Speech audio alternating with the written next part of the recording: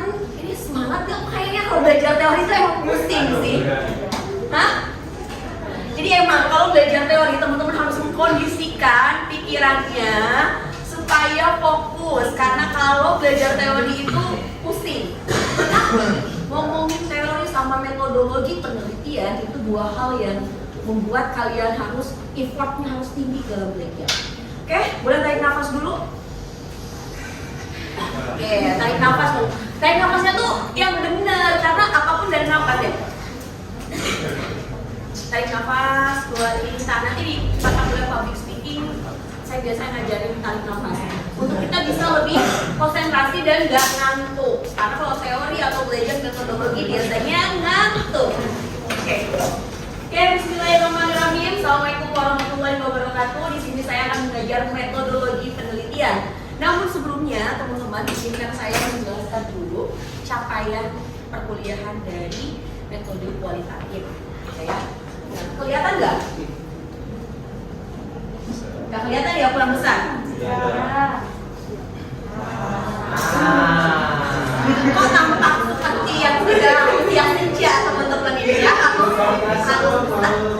Oke, nah di sini sebenarnya CPK ini, jadi RPS ini sebenarnya penting banget. Saya harus menjelaskan di awal supaya perkuliahan kita nanti ke depan itu sesuai dengan RPS, gitu ya. Jadi ketika teman-teman mau melihat, wah besok kuliahnya apa nih? Lihat RPS-nya, materinya tentang apa? Lihat RPS-nya, gitu ya. Nah di sini ada CPMK, capaian pembelajaran mata kuliah. Apa saja sih yang diharapkan dari mata kuliah metodologi ini, gitu ya. Lihat CPMK-nya nih.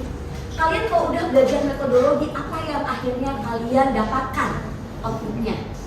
Nah, lihatnya di CPMK. Begitupun untuk semua mata kuliah, teman-teman. Yang pertama menjelaskan konsep dan karakteristik penelitian kualitatif. Ya, teman-teman akan tahu nih penelitian kualitatif seperti apa, kuantitatif seperti apa, dan teori-teori sosial, teori komunikasi atau teori sosial seperti apa. Kedudukannya itu di mana, ya? Yang kedua, ini bisa menjelaskan paradigma, perumusan masalah, dan tahapan-tahapan penelitian kualitatif.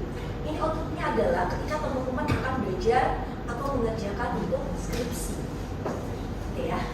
Berikutnya adalah menjelaskan metode-metode dalam penelitian kualitatif. Pendekatan-pendekatan, jadi di kualitatif itu sendiri terbagi lagi ke dalam beberapa pendekatan-pendekatan dari kualitatif, ya.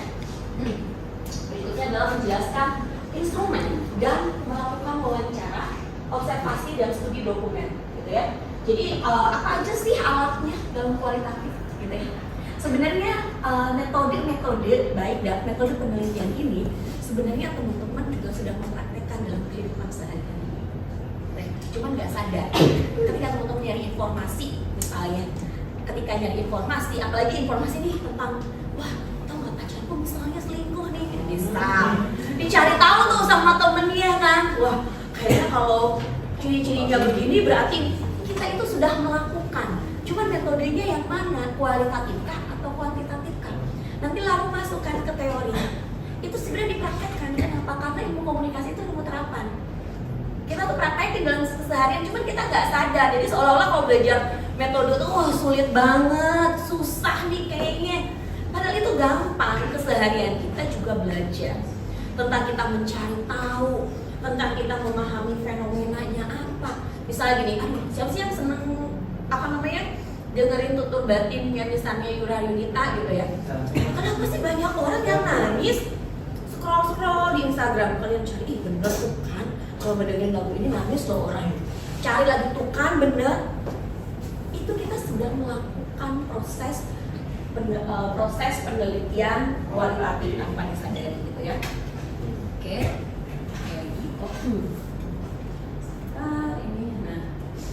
ini harus di sini terus sepertinya.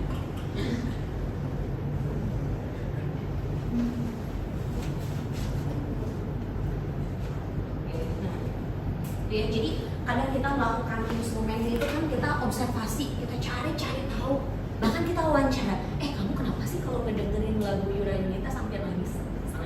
Bener kan? Aku juga nangis loh kalau mendengar lagu itu. Tanpa disadari kita melakukan interview, kita melakukan wawancara. loh. Itu jadi makanya kalau komunikasi itu dalam keseharian itu sebenarnya kita praktekkan. Selanjutnya adalah observasi dan tadi di dokumen. Cari tadi ya scroll di Instagram, wah benar nih banyak yang nangis dari postingan itu. Nah itu sebenarnya kalian sudah melakukan yang namanya proses penelitian kualitatif, namun tidak memahami kan acuan dan fondasinya dari kualitatif. Oke, selanjutnya adalah setelah itu kalian analisis dan analisis data kualitatif. Udah nemu nih ternyata oke, yang kalau misalnya yang orang ngedengerin lagu Yura Yunita tuh nangis. Kenapa ya penyebab? Oh ternyata itu seperti halnya menjadi bagian dari diri kita sendiri, gitu ya. Oh ternyata, nah itu adalah hasil analisis. Ketika teman-teman melakukan refleksi terhadap dirinya, oh kenapa ya begitu? Oh ternyata ini ya. Tanpa disadari kita sudah melakukan analisis. Dan sebenarnya metode-metode penelitian kualitatif ataupun kuantitatif kita sudah aplikasikan dalam kehidupan sehari-hari, gitu ya. Jadi cara belajar komunikasi itu sebenarnya mudah. Mau belajar teori, belajar metode, kalian praktekin dalam keseharian sehingga mudah belajarnya. Ya, jangan pusing kan. Metode penelitian itu apa ya? Ini cara kalau belajar pengertian baca susah, ingat. Besok saya tanya lagi teman-teman, Pak, belajar teori susah, gitu kan? Tapi coba diaplikasikan, gitu ya. Nah, CPM kaya ini ada mahasiswa memahami tata tertib perkuliahan, integritas akademik, dan integritas akademik serta pentingnya metode penelitian kualitatif dalam penelitian saat dalam aktivitas publik, dalam komunikasi, gitu ya. Nah, ini yang berikutnya adalah ada beberapa hal dari capaian-capaian itu di kuliah kualitatif, sehingga dengan adanya kuliah kualitatif teman-teman akhirnya bisa yang namanya melakukan tahapan penelitian. Apa saja sih yang harus dilakukan ketika penelitian nanti berkaitan dengan penelitiannya kualitatif? Teman-teman akan tahu tahapan apa yang harus dilakukan ketika saya akan memulai membuat proposal skripsi misalnya, ketika saya akan memulai penelitian. Terus tipenya apa nih? Tipe itu kan cara ya. Jadi dalam metode kualitatif nih, besar metodenya ada bagian-bagiannya. Salah satu contohnya misalnya ketika teman-teman ingin ada pohon nih, kira-kira kalau nebang pohon caranya pakai apa ya? Alatnya pakai apa? Oke, saya mau pakai silet, bisa nggak? Nggak bisa. Pakai gergaji, bisa nggak? Bisa nggak? Bisa. Pakai apa nih? Nah, atau misalnya pohon cabai, saya mau potong pohon cabai nih pakai gergaji, nggak cocok. Nah, begitupun dalam kualitatif ataupun kuantitatif harus cocok. Alat untuk mengasahnya, alat untuk mengkajinya, alat untuk kita turun ke lapangannya, gitu ya. Nah, sehingga di sini teman-teman akan belajar tipe metode penelitian. Terus yang berikutnya rumusan masalah.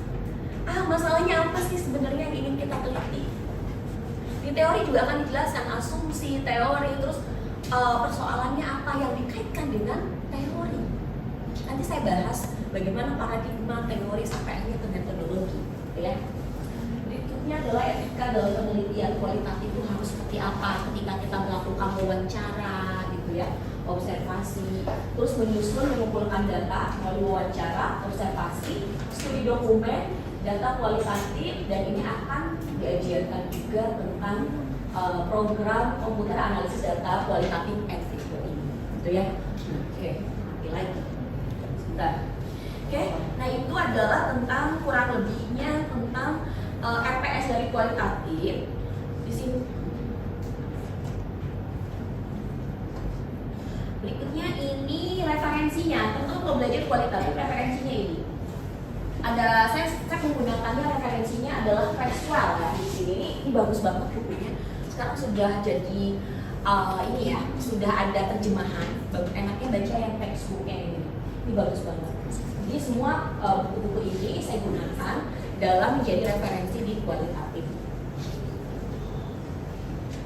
Oke, selanjutnya ini di pertemuan pertama itu akan dibahas yang tadi ya, RPS, tata tertibnya, serta mampu menjelaskan pentingnya metode penelitian kualitatif. Dan selanjutnya itu kita akan membahas di pertemuan kedua ini, yaitu karakteristik penelitian kualitatif yang dikaitkan juga dengan teori komunikasi, ya. Oke. Nah, di sini sudah saya jelaskan juga nih beberapa, misalnya materinya ini referensinya apa, materinya ini referensinya bisa pakai Moleon, pakai Creswell gitu ya. Ya teman-teman silahkan kita belajarnya apa pertemuan kali ini dan cari referensinya ini, ya. Oke. FPS sudah, kita masuk di karakteristik ya. Nah, ini yang mau saya jelaskan. Untuk kita memahami karakteristik dari kualitatif, teman-teman harus belajar terlebih dahulu yang namanya perspektif komunikasi. Ini sudah dijelaskan di misalnya dalam teori. Perspektif komunikasi ini ada 4. Referensi banyak, gitu ya. Saya ngambil referensinya ini, keempat ini. Jadi begini, posisinya adalah ketika teman-teman belajar teori, sebelum belajar ke teori harus paham dulu yang namanya perspektif. Ada orang yang menyatakan perspektif dan paradigma itu sama atau kebolak-balik, gitu ya. Nah, sekarang saya tanya, apa perbedaannya perspektif dengan paradigma? Oke, ada yang tahu? Sebelum masuk ke sini, kenapa belajar kualitatif harus memulai dulu dari ini?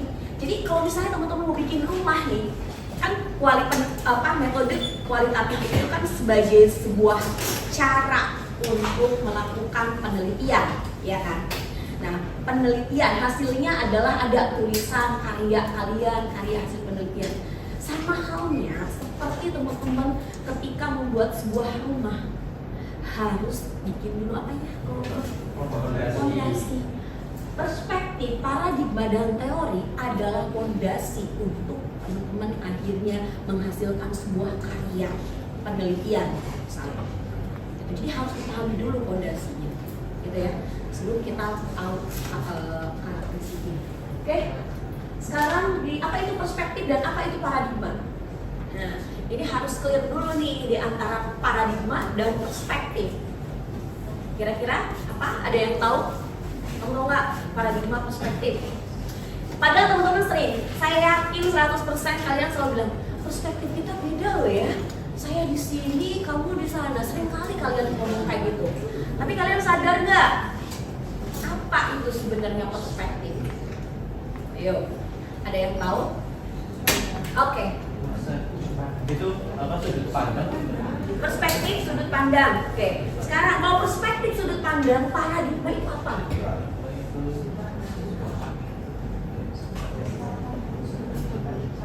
Kalau perspektif adalah sudut pandang, lalu paradigma cara pandang.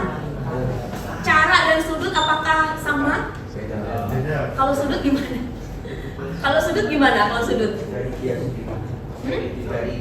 Pemikiran. Dari pemikirannya dia sendiri. Kalau cara? Kalau cara itu pola pikirnya Berarti prosesnya. proses.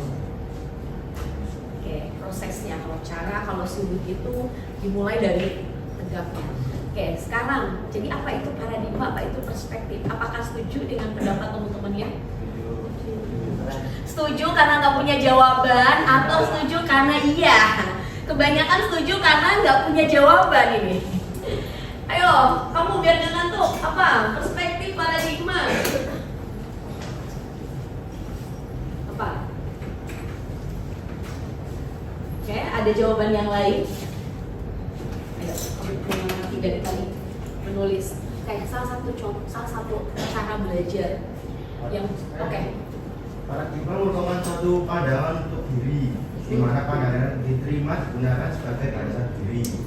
Secara perspektif merupakan pandangan terhadap suatu fenomena ataupun isu yang dimiliki seorang tergantung dari sisi mana ia pandang. Oke. Itu kamu lihat di mana? Sekarang itu mudah, belajar itu memang sangat mudah sekarang.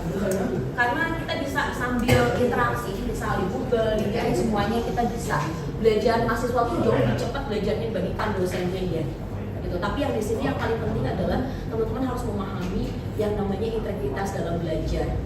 Salah satu caranya adalah dengan cara apa? Mencatat, gitu ya. Jadi ikat ilmu dengan tulisan, dengan catat. Karena ketika teman-teman mencatat, ada berapa banyak kira yang akhirnya terlibat, gitu kan? Ada itu juga kata beberapa penelitian menyatakan bahwa itu mengurangi pikunan kita, gitu kan? Karena kan makin lama makin pikun. Caranya adalah dengan mencatat, gitu ya. Oke, kita kembali lagi ke sini, gitu ya. Apa itu paradigma dan apa itu perspektif, gitu ya. Nah, sebenarnya tadi jawaban-jawaban tadi mungkin benar dan beberapa referensi juga ada yang menyatakan seperti itu. Tapi referensi yang saya baca yang pertama, paradigma itu adalah standpoint. Standpoint itu adalah titik kita berdiri. Kalau perspektif adalah cara pandang. Gitu. Salah satu saya kasih contoh. Cara kita berdiri sekarang adalah misalnya kalian semua adalah sebagai mahasiswa ilmu komunikasi. Oke. Apakah memiliki perspektif yang sama di kelas ini? Kalian sebagai mahasiswa ilmu komunikasi, gitu ya. Satu, bagaimana cara kalian melihat saya? Apakah akan sama? Beda. Bisa jadi paradigma kalian tuh sama, tapi cara kalian memandang saya pasti tiap orang berbeda. Misalnya, oke, kalian nih fakultas ilmu komunikasi nggak suka sama yang namanya Bu Anan misalnya. Sekarang saya tanya, yang ini dengan yang ini tidak sukanya pasti alasannya berbeda. Itu perspektif. Gitu ya, bisa dipahami? Bisa antara perspektif paradigma, bisa ya? Nah, itu pengertiannya ada di sana. Jadi, kenapa? Karena teman-teman, ketika kita memahami bahwa realitas kehidupan ini tuh begitu luas. Realitas dunia ini kan luas banget ya. Kalian tuh cuma hanya di Surabaya aja, bahkan di Fakultas Ilmu Komunikasi di Unpad. Kalian bisa melihat nggak teman-teman yang misalnya ada di Unpad deketan? Nggak bisa. Nggak jauh-jauh. Coba kalau nggak ada Infopus. Apa misalnya ya, kalau nggak ada Infopus, coba itu jelaskan apa yang ada di belakang lab, misalnya tentang laptop ini, itu realitas, ya kan? Kalian melihat dari arah itu, saya melihat dari sini, standpointnya berbeda kan? Cara kita melihat laptop, atau nggak sama standpointnya, cara kita melihat laptop berbeda. Teman-teman akan bilang itu adalah warnanya biru, saya bisa lihat bukan biru, di sini warnanya pink. Kenapa? Karena memang saya buka ini pink layarnya. Kalian yang pink ini nggak akan bisa terlihat oleh kalian. Padahal ini satu fenomena yang sama. Makanya saya selalu bilang realitas itu begitu luas. Kita sebagai manusia hanya melihat realitas itu sepersekian. Jadi kalau realitas itu bulat, kita tuh hanya ada di sepersekian ini. Sehingga teman-teman, ketika berarti kan kalau jawabannya berbeda dalam hal melihat realitas, berarti bukan salah, tetapi cara pandang kita berbeda. Ketika ada perbedaan dalam kehidupan, beda pandangan dan sebagainya, jadi nggak usah saling tonjok-tonjokan ya atau berantem, karena ternyata itu sama aja jawabannya, cuma cara pandang dan titik standpoint kita dalam melihat juga berbeda. Apakah salah jawabannya? Enggak. Nah ini yang harus kita pahami. Makanya itu belajar metodologi penelitian sebenarnya bisa diaplikasikan dalam keseharian. Ya. Nah, lanjut lagi ke sini. Ada paradigma, ada perspektif, lalu ada teori. Setelah perspektif muncul ke teori. Setelah teori lalu ke metodologinya. Gitu. Sehingga perspektif ini adalah positivis, ini adalah post-positivis, ini adalah konstruktivis, ini adalah wacana kritis. Perspektif inilah di bawahnya ada teori-teori yang menjadi bagian dari perspektif. Kita harus tahu dulu teori mana akhirnya yang menjadi bagian dari perspektif ini. Gitu ya. Kenapa kita harus mempelajari ini? Posisi dari metodologi kualitatif berada di mana? Gitu ya. Positivis itu menganggap bahwa Jika X maka Y. Jika ada yang terlambat, bisa ada yang terlambat nih. Namamu siapa? Ilham. Ilham terlambat. Ilham, kenapa kamu terlambat? Saya karena macet. Oh. Ada lagi, kamu siapa namanya? Jikri. Jikri juga terlambat. Jikri, kamu terlambat lagi. Macet juga. Iya bu, macet. Satu lagi siapa? Siapa? Alvin. Alvin juga terlambat. Alvin, kenapa kamu terlambat? Macet juga. Oke, kesimpulannya adalah yang terlambat itu karena macet. Besoknya Ilham terlambat lagi, ya pasti itu macet.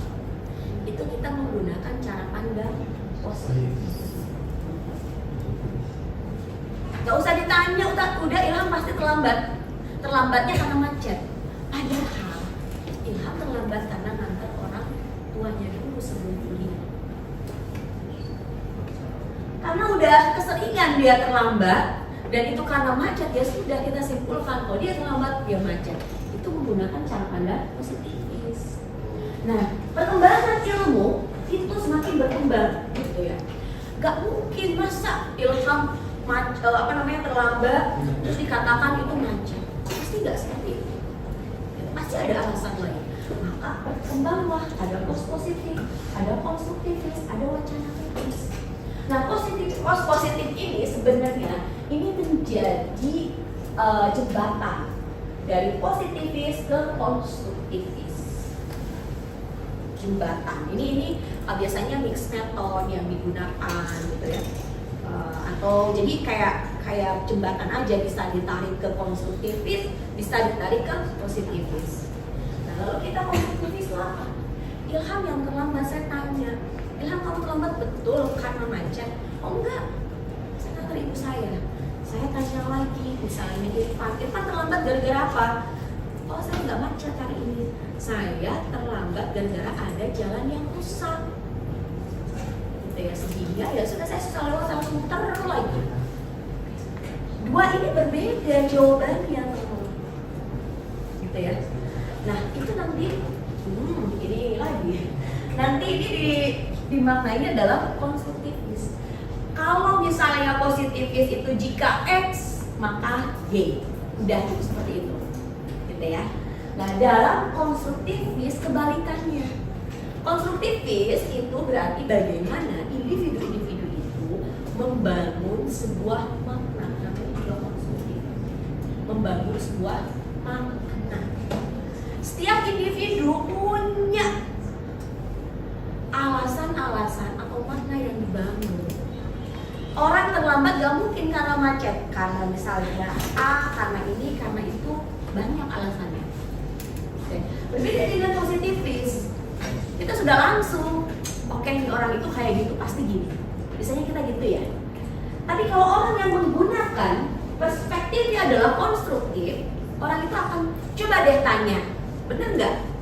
Kita pakai tanya dulu, bener nggak kamu terlambat gara-gara gini? Oh kenapa ibunya sakit? Kenapa kamu lebih mendahulukan ibumu? Karena ibuku adalah begini. Oh, ibumu sakit. Lalu dijawab Pak Irfan, saya ibunya sakit kok, tapi saya nggak nganterin ibu saya ke rumah sakit. Kakak saya yang nganterin. Jawabannya bisa berbeda. Setiap individu bisa memiliki jawaban atau makna-makna yang berbeda.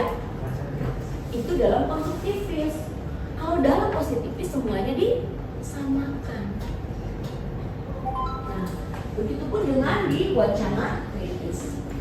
Jadi orang-orang kritis biasanya mengacu kepada asumsi atau kalau orang kritis itu lebih ke suudzon gitu. Suudzon itu namanya kemungkinan kayaknya orang ini gini. Itu hanya jadikan asumsi awal.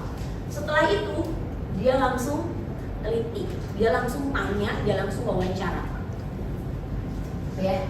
Nah, apa kaitannya dengan metodologi dan teori? Yang pertama, kalau area positivis atau lalu atau post positif, ini teori-teori yang berkaitan adalah teori yang berkaitan dengan teori sifatnya objektif. Kalau teori-teori yang berkaitan dengan konstruktif dan wacana kritis ke-11 ini teorinya berarti teori bersifat subjektif. berdasarkan pengalaman subjek. Jadi ketika teman-teman akan melakukan penelitian, apakah, nah pertanyaannya, posisi penelitian kualitatif ada di mana dan kuantitatif ada di mana? Ada yang tahu nggak? Saya ngedengar kata kuali aja. Ada di mana? Di area sini kah? Atau di area sini? Kualitatif jadi Oke, di sini, terus? kuantitatif. Oke, kasih terus dulu dong. Jadi area kualitatif ada di konstruktivis sampai wacana kritis. Mungkin di sini ada nih setengah gitu ya.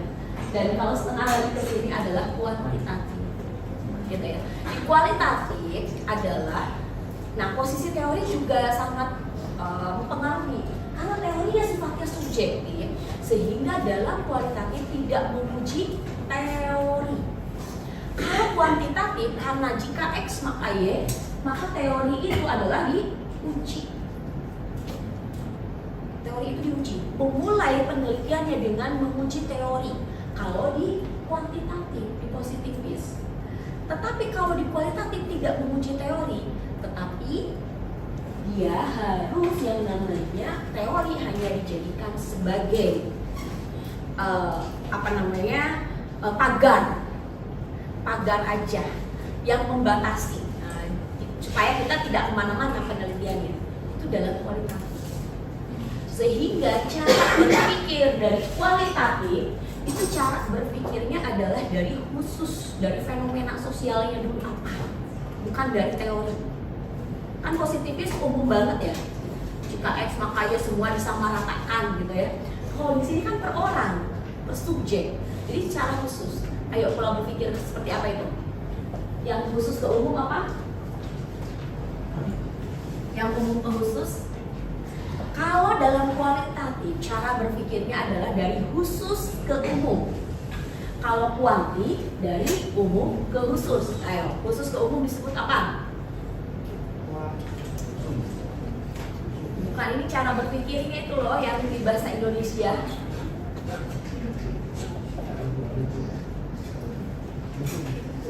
Ayo, khusus umum. Saya lupa nih. Umum khusus. Oke, misalnya ide pokok paragraf apa? Ya, umum khusus disebut apa? Deduktif. Betul. Kasih close dulu dong. Biar semangat. Sebenarnya untuk menggerakkan tangan kita, jadi kita juga ada energi dari tangan. Oke. Umum ke khusus adalah deduktif, khusus ke umum adalah induktif. Jadi dalam kualitatif, salah satu yang menjadi karakteristiknya adalah teori tidak menguji teori, itu karakteristik yang pertama. Karakteristik yang kedua adalah berpikirnya bersifat induktif. Nah, antara kuali sama kuanti berarti bertolak belakang. Kalau kuali induktif maka kuanti deduktif. Kalau di kuali tidak menguji teori maka di kuanti menguji teori. Gitu ya. Nah, itu yang harus dipahami. Teori di sini teori yang bersifat subjektif. Teori yang ada di area ini bersifat objektif. Silakan teman-teman nanti cari mana teori-teori yang masuk ke dalam kelompok objektif dan mana teori-teori yang masuk ke dalam kelompok subjektif. Jadi ketika melakukan penelitian skripsi jangan sampai salah. Kalau penelitiannya adalah kualitatif, berarti paradigmanya di sini. Berarti teori yang harus digunakannya adalah teori subjektif. Cari itu teori subjektif yang seperti apa. Nah, sehingga pendekatan dalam kualitatifnya mau menggunakan apa? Lalu berpikirnya harus dari khusus ke umum, gitu ya. Oke teman-teman, sampai di sini ada yang mau ditanyakan nggak kira-kira? Bisa dipahami nggak apa yang saya sampaikan? Nah, ya. Jadi boleh teman-teman silakan cari teori-teori yang berkaitan dengan teori subjektif dan juga teori objektif. Oke, sampai di sini ada yang mau tanyakan dulu? Bisa dipahami pemahaman teorinya sudah sampai pengelompokan atau masih dalam tradisi?